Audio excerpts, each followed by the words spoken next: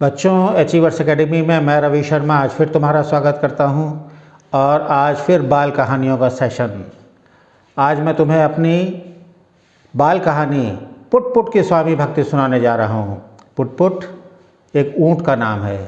ये एक ऊँट की कहानी है और इस कहानी को शुरू करने के पहले मैं तुम्हें थोड़ा बहुत ऊँट के बारे में जानकारी दे दूँ। ऊँट तुमने सड़क पर चलते देखे होंगे या किसी मेले में तुमने जाके देखे होंगे। तो बहुत धीरे धीरे चलते हैं ये ऊँट और साइंटिफिक नेम इसका जो है ऊँट का है कैमेलस जीनस। कैमेलस जीनस जैसा कि कैमल यानी कैमल माने ऊँट, अंग्रेजी में कैमल कहते हैं। कैमेलस जीनस के अंतर्गत आने वाला ये कि ये खुरधारी, खुर मतलब जिसके पैर में खुर होते हैं, खुरधारी जीव है। कैमेलस जीनस के अंतर्गत आने वाला ये एक खुरधारी जीव है जिसके पैर में खुर होते हैं। जैसे गाय, भैंस, बैल के पैर में खुर होते हैं, उसी प्रकार ऊँट के पैर में भी खुर होते हैं। और सबसे मज़ेदार बात जो तुम्हें बताता हूँ वो ये है कि इसे रेगिस्तान का जहाज़ कहते हैं। ऊँट को रेगिस्तान का जहाज़ क्यों कहते हैं? क्योंकि ये रेगिस्तान में अकेला एकमात्र ऐसा जीव है जो सबसे तेज़ गति से दौड़ सकता है। तुम्हें जानकर आश्चर्य होगा कि रेगिस्तान में ये 60 किलोमीटर प्रति घंटे की रफ्तार से दौड़ सकता है और अगर इसे लंबी दूरी तय करनी है तो 40 किलोमीटर प्रति घंटे की रफ्तार से ये कॉन्टिन्यूअस लगातार चल सकता है।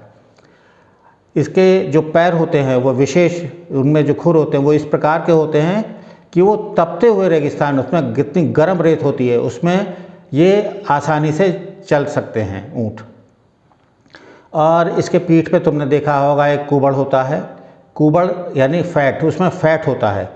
इसकी एक सबसे बड़ी खासियत जो ऊँट की है वो ये है कि लंबे समय तक बिना खाए और पिए रह सकते हैं, क्योंकि रेगिस्तान में लंबी लंबी दूरियां होती हैं जिसमें कहीं बीच बीच में पानी नहीं मिलता है काफ़ी समय तक। तो ये बिना खाए पिए लंबे समय तक रह सकते हैं। और जो इनके पीठ पे जो कुबड़ होता है उससे ये फैट होता है, क्योंकि उससे ये खाने के लिए ऊर्जा ग्रहण करते हैं।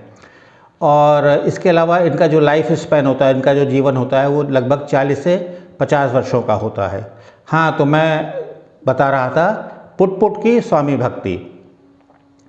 तो पुट पुट जो ऊँट था, जब वो बूढ़ा हो गया तो उसके मालिक ने उसको ऐसे ही बेसहारा छोड़ दिया।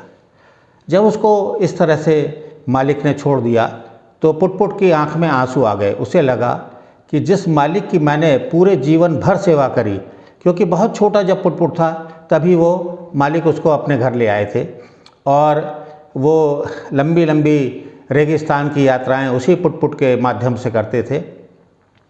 उस पर काफ़ी अपना सामान लादकर जो व्यापार करते थे उसी के माध्यम से करते थे।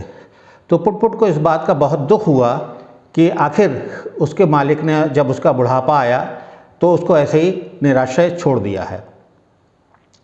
इसके बाद क्या हुआ कि पुट पुट ने सोचा अब क्या किया जाए, कहाँ जाऊँ। तो उसे याद आया कि रेगिस्तान में वो मालिक के साथ जब जाता था तो वहाँ पर एक मरुद्यान होता था। मरुद्यान के बारे में जानते हो बच्चों? मरुद्यान होता है डेजर्ट गार्डन, जो रेगिस्तान में बीच बीच में काफ़ी लंबा जब रेगिस्तान होता है तो उसमें बीच में कहीं मरुद्यान होते हैं। तो वहाँ पर मरुद्यान में सोते होते हैं। सोता मतलब छोटा झरना या छोटी सी नदी होती है, तो वहाँ पर पानी मिल जाता है और उसी के बाद कुछ फूल पत्तियाँ वहाँ पर उगती हैं, कुछ पेड़ वगैरह वहाँ पर उगते हैं। तो जब लंबी यात्रा पे लोग रेगिस्तान में जाते हैं तो बीच बीच में मरुद्यान में रुकते हैं, वहीं पर अपने फिर से पानी की थैलियाँ भरते हैं, ऊँट वगैरह वहीं पानी पीते हैं, कुछ दिन आराम करते हैं, उसके बाद वो लोग आगे बढ़ते हैं। तो पुट पुट को याद आया कि एक मरुद्यान हमारे रास्ते में पड़ता था, तो अब मेरे पास और कोई सहारा नहीं है, तो चलो मैं वहीं चलता हूँ। तो वो वहाँ चला गया पुट पुट। अब वहाँ उसको कोई काम तो था नहीं, वो बैठा रहता था, तो उसको भूख भी नहीं लगती थी। तो वो क्या करता था, इधर उधर घूमने निकल जाता था और वहाँ पर कोई यात्री उसको मिल जाता था, कोई पथिक मिल जाता था जो रास्ता भूल गया है या जिसे अपने गंतव्य तक नहीं पहुँच पाया है, तो वो उसको अपने मरुद्यान ले आता था और वहाँ पर उसकी सेवा वगैरह करके उसको पानी वगैरह पिला के, कुछ खिला पिला के उसके गंतव्य तक छोड़ आता था। इसी तरह पुट पुट के दिन बीत रहे थे। इसी बीच क्या हुआ कि एक दिन जो है पुट पुट ने देखा कि उसका मालिक एक ऊँट से आ रहा है, तो वो जल्दी से एक पेड़ के पीछे छुप गया और उसने देखा कि मालिक ऊँट से उतरा और बहुत गुस्से में था। वो ऊँट से कह रहा था, पता नहीं किस तरह का ये ऊँट है जो मुझे जिसने परेशान कर रखा है। मेरा पुटपुट था वो कितना अच्छा था, वो उसके साथ मैं कितनी लंबी लंबी यात्राएं करता था। खैर ये देख के पुटपुट को बहुत बुरा लगा कि नया ऊँट मालिक की सेवा नहीं कर रहा है, मालिक का साथ नहीं दे रहा है। लेकिन वो क्या करता। इसके बाद मालिक अपने ऊँट के साथ चला गया। महीने 2 महीने पर मालिक लौट लौट के आता था और वहीं पर अमर उद्यान पर रुकता था और हमेशा ऊँट को कोसता था। इसके बाद क्या हुआ, एक दिन पुटपुट ने देखा कि उसका मालिक लंगड़ाता हुआ आ रहा है, उसके काफ़ी चोट लगी हुई थी और वो गुस्से में आके वहाँ कहने लगा कि ऊँट ने देखो मेरा कितना बुरा हाल कर दिया है। ये देखकर पुटपुट से रहा नहीं गया।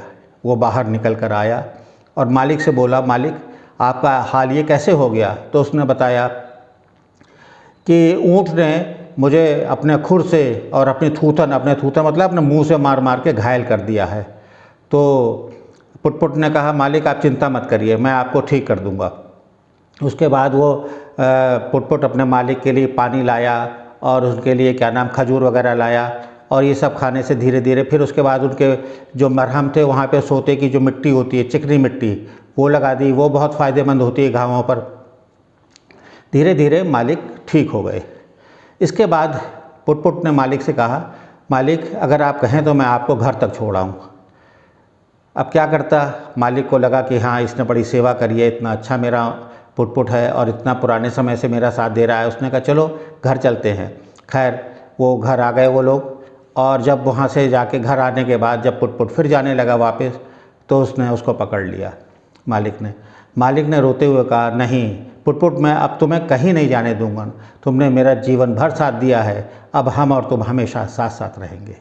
तो बच्चों तुम्हें ये कहानी पसंद आई होगी। इससे तुम्हें क्या शिक्षा मिलती है?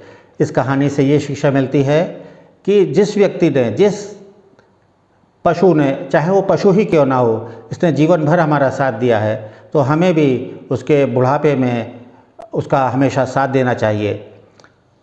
धन्यवाद।